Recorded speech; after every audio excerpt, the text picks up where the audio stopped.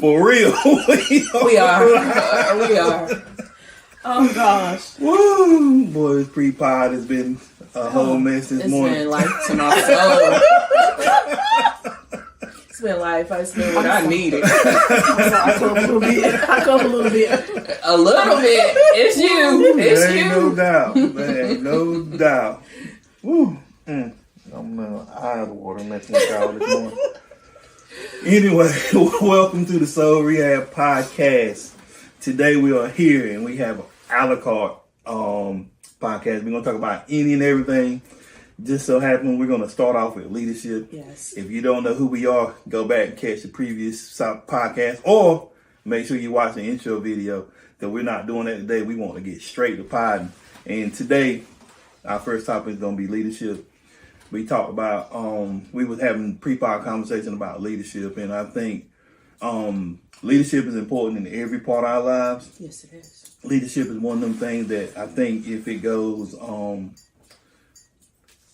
really think the way we define leadership, the way leaders lead is through power and authority. But I think our biggest problem with that is when you lead, you think, I don't have to do anything. Mm-hmm. And that's not leadership. That is dictatorship. Mm-hmm. And that's why some of the organizations and the jobs and the churches and things like that we experience in our day-to-day lives are in such chaos. So one of the first things that I like, that I'll just speak on my experience of leadership and it coming leading from my job. And so I believe that leaders are people who are accountable for the things that's around them and the things that's underneath them. Mm-hmm. And that just accountable means I make sure that if something goes wrong, it's me. Mm-hmm. Leaders take bullets. That's what we do. And I also learned that going through the process of my job, before I became a leader, I worked through every part of the job. And why is that important for a leader to be able? They need to understand everything. One of the things I used to hate was to get a leader or a person that was a pencil pusher. And I don't mean no harm if you take it wrong. Just somebody who ain't never experienced something. They just had a degree to do it. Mm-hmm. Terrible. Because they go in there and they go in the situation thinking, well, this is how it worked in class. Yeah, baby, but this ain't class. Class was to give you information. Mm-hmm. You need some experience. And so to me, I experienced every part of my job. My first job was to cut grass at the town LaGrange. I went through that job. I learned how to run some equipment. I learned how to do some construction work that requires some thinking like water, sewer, stuff like I learned all that stuff. And so when I got 3 years later, when I got in a position to be a crew leader, I was able to lead crews because I had done all the work. Mm-hmm. But in that time, I had to learn how to deal with people because once you become some type of supervisor, you are leading people. No matter what level it is, no matter if it was 2 people, if it's 1 person, you are leading people. So you have to learn how to deal with personalities. You need to learn how to get the best out of the person that you can without having them to detour them from what they're doing, right? And so in learning people skills, if I know I got a person that if you give them time to talk, they're going to sway from their job, I'm not going to give you a lot of time to talk. Or I'm going to give you time period that you can do. Because it's actually who they are and they need an interaction with people. So if you get this XYZ done, then you can have some free time to talk. Or if somebody that needs instruction, I'm going to write it down on paper. Even though it ain't my job to do that, I'm worried about production. Mm-hmm. And so my goal is to get this work done, whatever it takes for me to get this work done. And so I think as leaders, until we learn how to develop that part of us, we will always be leaders who think we should be by this by now. And so knowing what people are good at. Mm-hmm. I think if you got a leader who don't know what the people they got around them are good at, I think as a leader, you need to find somebody who can do that. Because we had a guy that worked for me and we tried to give him stuff that was a little more advanced, like checking lift stations, doing stuff. He sucked at it. couldn't do it, couldn't remember what the process. But we can put him on a lawnmower, tell him where he need to go cut, and he would cut all day. You would never hear from him. You had to actually go take the boy some water because he wouldn't even take a break. Because he knew exactly what he needed to do, and he was good at it. So guess what I did? You cut grass. That's all I need you to do. Keep this grass up. And so, could I need him in other areas? Of course. But he would do that and do it well. So I would pull somebody, he didn't need help. I would pull that other person that was with him and have them do something else. So it is beneficial to you, even if you have to pick up some more work, to get at least one thing off your plate. That's what leaders should do. Leaders use the team around them to get done. And something else a leader should do. If you don't have the people to do what you need to do, you need to wait to do what you want to do. I think sometimes we just put too much stuff on our plates as leaders. And so what we have to do, if we got leaders above us, hey, look, this is where we at. We need to develop people or hire people. And until we get these people, we can't do this stuff. And so I think as leaders, we should be good communicators. We should be able to evaluate our team. We should be able to have some type of experience in the things that the teams have. And one of the more important things about a leader, do what you tell your employees to do, or at least have done it. So then you can understand what they're going through. And I think that helps build the morale of the team up. Absolutely. Absolutely. You always want to be, the type of leader that you would want.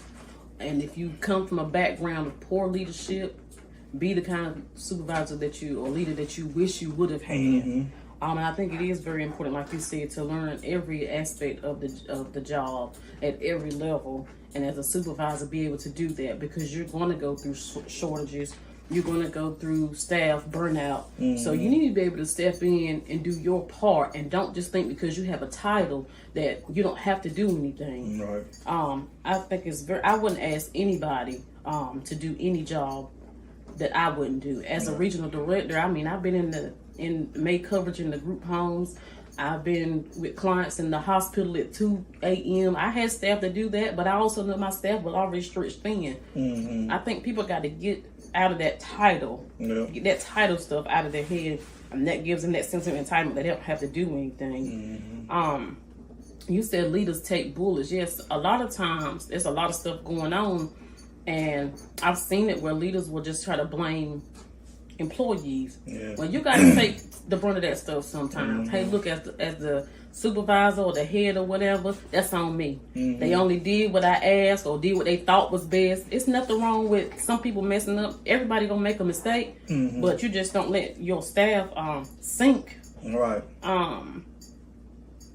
Overall, I think it's important that as leaders that we understand too, that whomever we're serving in whatever capacity, the goal is to provide the best quality of care. No doubt. And you got to be a team player. Being in your office all the time it's not gonna get the work done. It's not gonna get the people the quality that they need, the care that they need. It's just, in the last 2 positions I've been in, I've really seen my direct supervisors, not so much, but people over them, it's really been poor leadership. And pre-podcast, we talked about leadership, and you said something about a ship and what direction we're going in. I watched somebody come in and run a company straight in the ground. They were governed by a board who let them do it. Now they're struggling. Don't even know how much longer they're going to be able to keep their doors open. But you were warned and you were told that, hey, this person is doing so much, and they just swept it under the rug. Swept it under the rug. Treating people poorly to the point that they have lawsuits galore. And it's like, you don't let people do that. And as leaders, you've got to step in and take some accountability. That's good. Okay. Hold on, let me take a sip. It is crazy. You know my voice is about out too. Wow, leadership. Wow, where can I start? Well, first I'm going to ask you a question, and then I'll go back to some of my notes that I worked, because you said something that I thought was great. You said leaders take bullets. And my question for that is, do you think when a leader takes the bullets, the staff or the church members, they have greater respect for that leader? Oh, ain't no doubt. Absolutely. There ain't no doubt. So they feel like they're being backed by somebody. Somebody got their back. Even if you wrong, I have taken bullets that I knew my guy was wrong. I knew it because at the end of the day, I don't need. Okay, they're the boss over me. He gonna shoot at me. I'm gonna take the bullets, and then I'm gonna go talk to my team. Like, look, guys, we got to do better with this stuff. And I need to do it in a way that is effective. You know what I'm saying? And that's the reason why I take the bullet, because I'm management. I'm a leader. I'm made to take bullets. And if you ain't bulletproof, then that's on you. You're not ready to be a leader yet. You know, because you don't want your team. You don't want to kill your team. That's the whole. Right. That's the bottom line. I can't kill my team because I need these guys. Exactly. You know, and when a leader don't think they need the people around them, that's when you don't. That's when they don't take bullets for you. Okay, so let's examine that in a marriage. The husband taking the bullets, because I think I heard this before. Like, if the light bill wasn't paid, that it was ultimately the husband's fault. Yeah. Even if she was in charge of paying the bill. In the marriage, it's like that with almost. If you rarely hear women having to take the bullet that the man takes. They good about letting the man take the bullet. He can lead in taking the bullets, but they don't want him to lead nowhere else. And so that's been a problem. Like you even if a marriage failed, more than likely the man is gonna take the blame for the reason why it failed. So I mean, I think that's leadership. Again, we talked about it earlier. It's not just excuse me. It's not just glory. There's some bullets in leadership. You know what I mean? And so we love to get the glory. Like, boy, that feels good. But when it's time, when it's problems hit, and it's time to blame somebody, everybody points the finger at you, and that's what a leader does. Even with in a marriage, because that's something that just irks me. Taking a bullet in a marriage, especially when you don't think you deserve it, is tough. But the person who takes that bullet is actually the person who's leading. And a lot of times with the man, I know I'm leading. but that's what I'm saying. You know, I really, because that's how you can. To me, that's how you can tell who the leader is. They'll take a bullet and keep on moving. And so most men get killed when marriages fail. I don't care what the wife did, don't matter. Especially if bills ain't getting paid, they ain't nobody looking to the woman. They looking to the man. When things go wrong in the marriage and the kids acting up, they don't always look to the woman like, what is he doing? You know what I'm saying? And even with that, if the house ain't being taken, if somebody walk in your house and it's nasty, ain't nobody looking at the man about that. They ain't. You know what I'm saying? They looking to the woman because they feel like women lead in that area. And I'm not trying to give bros out there, but I'm just saying that's just the perspective of people. Now, if I clean better than more, I'm a clean. You know what I'm saying? I don't have a problem with it, but I'm just saying perspective-wise. Right. When the bills ain't paid, they look to the man, and the house ain't right, they look to the woman. That's just natural what people do. The car breakdown. Yeah, the car break, like it's just like that. Now, I would feel some type of way if my wife felt like she needed to call her daddy before she called me. So we're going to have some issues. We're going to have some smoke with that. I ain't call my daddy, but I call Reggie. Well, let me say this. Go ahead. Let me say this. Let me say this. That's a whole nother topic. Because I'm a daddy's girl. You are. So let me say this. People think automatically when you become in a marriage that you become one. Becoming one takes time. It does. So that takes time, and that was something that I did have to learn. I do remember that, but I do find it to be true. Because if you are always going to call your daddy, what's the purpose of being in a marriage? Right. You know, that's saying that you don't have that trust in your husband. But again. Always saying that the evidence is already shown that he ain't gonna do it. He ain't gonna get done. If I don't call my daddy, if I don't call Reggie, I'm gonna be walking. Well, that's true. But you said something. But I think trust is something else that you have with a leader. You know, you have to trust your leader. Now, if I call David, I know he coming. Yes, sir. That's what I'm saying. I know he coming. His records speak volumes. He's same every time. He gonna stop what he doing for door. Right. I know that. But you know, when I get in a marriage, my husband gonna be that person. Yeah. You know, but let me say, and this is all we're laughing, but I do want to say truthfully. people think automatically when you get married, you become one. It takes time. It takes communication to build to that one and trusting that person. You know, I just personally believe he's awesome, my husband. So I'm gonna be calling him, and you know, to the fact that I might not even have to be in that situation because he's already going to have checked to make sure everything in the car was taken care of. I believe that's what I'm going to experience. Right. But Lord, let it be so the next time. Back to we're still talking about leadership, but I love the way you said leadership was the ability to be accountable for what is around you and under you. Leaders do take bullets, and whatever leader you are. I do want to say, when I was looking at the word leadership, I broke it down. I like looking at words and breaking them down, defining them, coming up with the synonyms. We didn't have time because we didn't know what we were going to so I didn't have time for all that. Right. But when I looked at the word leadership, it had the word lead and ship. And so I just automatically began to think of a ship. If I get on a ship, I want the person that is driving that ship to know where they're sailing to. So when I look at leadership, I need my leader to have a vision, you know, and being biblical, the Bible says we need a vision. We perish without having a vision and a lack of understanding. So I need my leader to have a vision, and I need him to know where he's selling to. Right. If he doesn't know where he's selling to, how can he lead me? That's just like saying the blind leading the blind. So we need to have direction and know where we're selling to. And I don't mind following a leader that knows where they're going. I could submit. You know, we only look at the word submit in marriage, but submit is to leadership and to authority too. And this generation, we're an upcoming generation and an upcoming people that don't know how to submit to authority. And that's whack. That's just another subject. I heard the word dictatorship. And I think whenever we have a dictatorship, that's one person in charge, authority. But whenever a leader allows people on their team to be involved, when you involve me in the decisions, I'm more likely to give you the production and the feedback you need versus you just telling me, do this, do this, do this. All right, but when you involve me and say, what can you bring to the table? Or how can you make this different?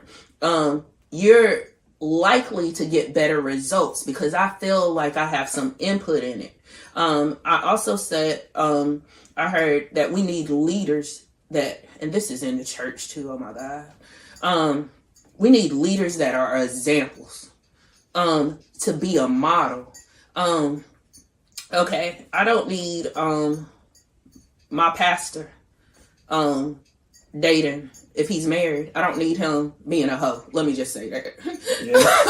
Let me just say it. I'm just going to cut to the chase. Or out there committing adultery. I don't need him in the club unless he's out there preaching and helping, trying to get people delivered. I need him to be an example and to be, and I'm not saying that he's supposed to be perfect, so don't get me wrong. But I need him to be an example of what he's preaching, to be a model of what he's preaching. You know, it's one of my favorite things, that tone, baby, because if you don't talk to me in a certain way, I shut down. I shut down. I lose people. I've said this to a leader before, my principal, and I think I've said this on a podcast. He was hollering at me. I told him, my daddy don't holler at me. And you not finna holler at me either. But if you ask me in the right tone, I'll give you what you ask for, or I'll try to. And if I don't, allow me to make mistakes. Good leaders allow their people or their workers or their members to make mistakes, because guess what? The leaders are going to make mistakes. There's nobody perfect that has walked this earth but Jesus. Thank you, Lord. So that means we're going to continue to make good mistakes. And I want to go back to this thing because I love this, because I like functioning in the gifts that I operate in. When I don't function in the gifts that I operate, it's just complete chaos. I'm ill or whatever. And I said this a while ago. A leader knows, no, you said this, and then I went back and said it. A leader knows the gifts that their workers are, their congregation has. And if you don't know, seek God. because he'll give you the answers. But I like the way Tyrone said he knew that man knew how to cut grass. And he excelled in that area. He was great at cutting grass, you know. Zah is good, and he always picks on Zach because Zach is not good at cutting grass. I think he messed up a lawnmower. He hit something. And Zah will tell you, which he stretches the truth a little bit, but he'll tell you he been cutting grass since he was 2. I don't know how old he started, but he been cutting. He don't stretch the truth. He know how to tell the story. That's your side of the story. He stretches the truth. Bless his soul. But he says he's been cooking since he was 2. He's been cutting grass since he was 2. And if you leave it to him, he's been paying the bills since he was 2. If you leave it to him. But a good leader knows where you operate at good. And I was saying for myself, you won't find Frances in charge of no ministry of music. Frances don't sing. She don't know nothing about music. She rock off beat. She clap off beat. So you don't want me to be in charge of the music ministry. Right. And quite frankly, there's some people that shouldn't be in charge of the music ministry because they in the same boat I am. Right. But God bless their soul. Yes. Maybe they'll relinquish their position, you know, and because they won't. Well, they need to. But the truth will set you free, and I'm just here to give the people the truth today. Y'all know y'all been to churches and folks can't sing, can't play. Yeah. I mean, it is what it is. Their ministry is just like me when it comes to music. You sing in your car alone. You sing in your shower alone. Yeah. And the Lord does, I know the scripture, make a joyful noise. We don't need your noise. We don't. Because that ain't drawing me in. It ain't ushering me into the spirit. You know, the music is supposed to, that's a ministry in itself. No doubt. But back to, we'll get off of music because I done hurt somebody's feelings and I just told them the truth. But, okay, so another ministry that I know I don't operate, I'm going to give you 2 more examples. Francis is not church security. I'm not saving your life. I'm not trying to save your life. If you see me run, honey, you better run too. Because, you know, I done dropped a few pounds, but I'm still a big girl. I ain't trying to run for fun. That's right. I'm not, I'll walk, but I'm not trying to run. What's wrong, sis? I'm not finna lie to the people. I'm not trying to save your life. Okay? I'm only gonna die for my children. I ain't finna die for you. and they questionable too. At this point in time. At this point in time, they questionable. Why did I think about Zai when you say that? I mean, it is what it is. Alright, so Francis is not over church security. But I know a man, he came to our church, he was like sitting to the back and, you know, he was strapped and I thank God for that. You know, he was like, man, they come up here incorrect, they going down. I'm going to take them down. I was like, that's the brother we need on church security. Right. He said, I ain't asking them no questions. He said, I'm going to take them down because I'm going to protect the pastor in this congregation. Amen. Because Francis going to ring. Okay. All right. The other thing that we have found out that Frances does not do well at, she does not do well at, and they tried to put me in that area, and they already knew. I'm not technical. I'm not your technical person. And it was an epic fail when they put me in that position. I don't know what happened to our podcast that day, but it wasn't right. Right. So just a leader knows, and I'm being funny and all that, but I'm being truthful too. A leader knows their people. Right. And that's, how does a leader learn their people? That's from observing, from listening, from taking time to talk, meaning communicate with them. So, and it goes back to just evaluating the situations. And yeah. And one more thing, last thing. One last thing, because, you know, I don't like to talk, but I feel like I'm talking too much right now. No, talk. All right. She felt up bad the last time. She did. Okay, back-to-back time when we were together, she acted up. Okay, so a leader, let me say this about a leader. A good leader is going to treat the custodian just like the principal or the superintendent. Yeah. You know, you're going to find that leader treating that custodian. You know, you walk by that custodian, and if you ever work at a school or a place that has a custodian, you make friends with the custodian. You in there because that custodian could get you almost anything you want. And I know one of my custodians. I love them.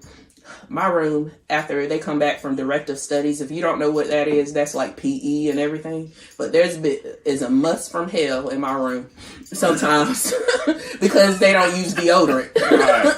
So, and he has bought me this spray, and it's just like the scent of heaven after he sprays that spray. But a real leader treats everybody good, the ushers good, just as well as the preacher.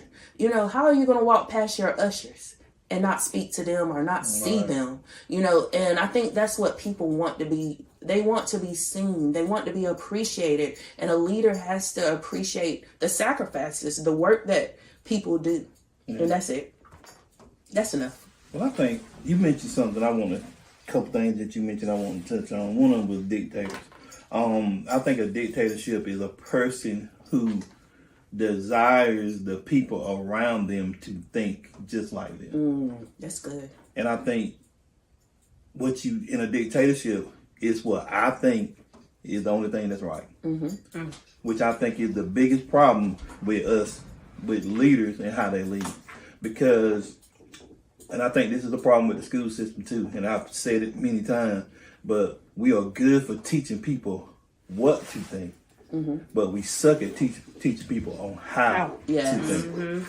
And so what happens is you get mad as a leader. This is leaders. You get mad when people got to ask you a bunch of questions, but why do they have to ask you all them questions? Have you made an environment that they're scared to do something because they don't want to hear what you got to say? Have you made an environment that anytime they have a thought outside of what you think, you tell them it's wrong? So you create the environment for people, and it's for most people, to only want to do what you think is right, which is going to hold up anything that we lead. If I have to think just like my leader, it's going to hang up everything that we do, because they're going to be a point. And I think there are points as leaders that you got to know your role in leadership. So certain decisions can't be made. I'm with that. But you have to build trust, and building trust is letting them fail. Not always correcting everything. That's you right. have to let them fail. That's probably part of the problem with our kids, that we're scared to let them fail. We want to have everything perfect. And when I failed, I learned some of my biggest lessons. And so that's what I think with leaders. If I get in and I fix everything every time because I don't have the patience to let my team work through some stuff, then I am a bad leader. I don't care what you say. That's bad leadership. Because if I leave and everything fall apart, I have not been a leader. I have become a source instead of a resource. Yes. Leaders to me are resources. Yes. I come in when you need me to, and I don't always come in when you want me to. If you are a lower level leader, and I'm the head, and you are up under me, every time you got a problem, I'm not gonna fix it for you, because you got to learn to work through some stuff. And that's when you got to know your people too. That's why it's important to know the janitor. It's important to know the employee, your supervisors, your other leaders, whatever you got in whatever situation you're in. It's important to know them. I need to be able to walk by Francis and tell, she frustrated today. You know, what's going on with her. I need to go by Anisha and see when she come in. when she We're going to address we're gonna let you, because that's what we were laughing at when we first came on. But I need to be able to see Anisha when she walk in and do the podcast to know that she needed a hug. I need to be able to see that, because I know my people. You know what I'm saying? That means I care. And this is what I learned. I don't care what you think. If a person knows you care for them, they will do anything they can for you. I had guys, they weren't always the brightest guys. They didn't do always what I wanted. But when I was in a situation I really needed them, they were always there. I can call them in the middle of the night, and they could have been out, hanging out. They gonna come to work because I need them, because when I'm at work, I have always showed that I cared more about them than I did the work. And even though I need the work done, I show them I care more about them than I did the work. And so when they were days that we can slack off a little bit, I let them do it. Because I know it's going to build morale. And a lot of us don't want to build morale. We just want to build expectations and set these goals instead of helping the people obtain the goals. Because the more you can do, the less I have to. Meaning, I can start working on and focusing on other things that we need to be led in. And so I think that's what good leaders do. I think they teach people how to think and not what to think. I think that's big for me. You have to have the ability. And then I have to know, like I'm talking about the guy cutting grass. There was stuff he couldn't do. But I seen that when he cut grass, he's going to cut. And he's going to do it good. Once you show him where he got to go and how you want it done, he was going to do it. So he didn't have to think on the level that I did. He just needed to think on the level that he needed to do the job that I had him to do. And that's the thing. You know, we are good with placing people, like you were talking about at church. Why would you put somebody who was mean at the door at the church? Yes. It makes absolutely no sense. Now, that's the first, when you walk through that door, I'd rather not have nobody at the door. That's right. Than have somebody there with a bad attitude. Amen. Because that's the first thing you see. When you come into a church or even in a building, you should want the people that's greeting people, they should be full of joy. They should have an attitude like, I'm glad you're here today. And we need that. And so that's what I think leaders do. We put people in their right places. And to speak on that, there have been people that have went to church looking for a smile. And because they didn't get it at the door, they turned around and got back in their car and went somewhere else. So we're definitely not supposed to. And what was that? That means that person, if they go somewhere, the blood is assigned to your hand because you weren't in the right place. And so that to me is critical. I want to speak on something about this. Two things I want to speak on. Micromanaging as a leader. Oh, my gosh. Don't do me. I don't need micromanaging. I don't do it. Oh, and I say this too. I have to tell my daddy this sometimes. Daddy, get up, like, especially if we're serving at church. Daddy, tell me how you want me to serve it, and I need you to walk away. Because I don't need you over my shoulder. You making me nervous. You know, but I hate when folks micromanage. Tell me what the goal is. Hold on. First of all, let's break that down. What is micromanaging? What is that? So you're giving me the responsibility of being the manager, being the leader, or whatever. I know she said, tell me what you want me to do. I know what you want me to do. You say you trust me to do it, but you're always over my shoulder picking, nitpicking. You didn't do that asking right. me about You didn't do that right. Yes. You didn't put this cup right. Yes. Don't do that. Because what you're going to do is you're going to get me frustrated. And that's when this right here going to kick in. This acronym we talked about earlier. Cause y'all, it's PTSD is the diagnosis that I have, and you guys know it's saying post-traumatic stress syndrome. But you should always be thinking about this. PTSD when it comes to Anisha means please go sit down. Please go sit down somewhere and leave me alone, because I've got this. If you trust me to do it, let me do it. Right. Don't be constantly hovering. No, we don't need that. And that goes back to the lack of trust in your employees or your members, that you don't trust them to do the assignment. And let me say this as well. Okay, if there's a goal for the assignment, the way I do it may not look like the way you do it. But we get into the goal. Into the goal. As long as the goal gets accomplished, it doesn't matter how we get there. Right. You know, my Anisha may take 5 steps to get the goal accomplished. I may have to take 10 steps to get the goal accomplished, but we still accomplish the same goal. You know, again, I think leaders have to tell their employees or their members how they want something done or what their vision is, and allow them to do it in the way that works best for them. So I definitely had to talk about that. I also want to talk about this as leaders. And I've worked at a place that had lack of empathy for their employees. And when I say that, I feel like a good leader is concerned about the whole person. Right. You know, I've had leaders, somebody's been sick and they expect them to come to work. Do you think you're going to get the same results if that person had took a day off and rested, and are as if that person's coming to work sick, maybe infecting other people or making other people sick, you know, but just having a lack of empathy. Or I know in churches, sometimes people get sick. And those members are waiting for that pastor to go visit or somebody from the church to visit or call. But just a lack of empathy.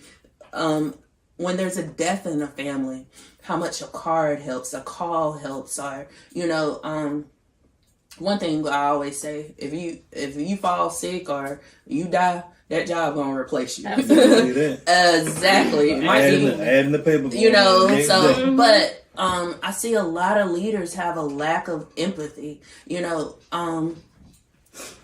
if anybody knows me, I'm big on my children. I want to be there for my children, you know, and sometimes I've had to sacrifice teaching versus being there for my children. Like, working and teaching. I know one time, this was when I was working at a different school, I couldn't get off when my children had events.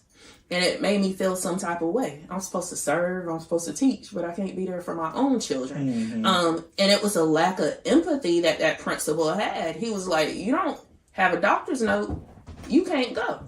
So me being the person I am, sometimes you gotta outsmart folks. Right. I remember. What's up, fam? We'd like to thank you for tuning in to this episode of the Soul Rehab Podcast. And of course, we have ran our course with this podcast. So we decided to split it up into 2 parts because I didn't want to stop it. But we had a great conversation. We're glad you tuned in. We'd like to thank you for your continued support. And we'd like to ask you to tune back in for part 2 of our random podcast on leadership next week, Tuesday at 7. See you then. Peace out.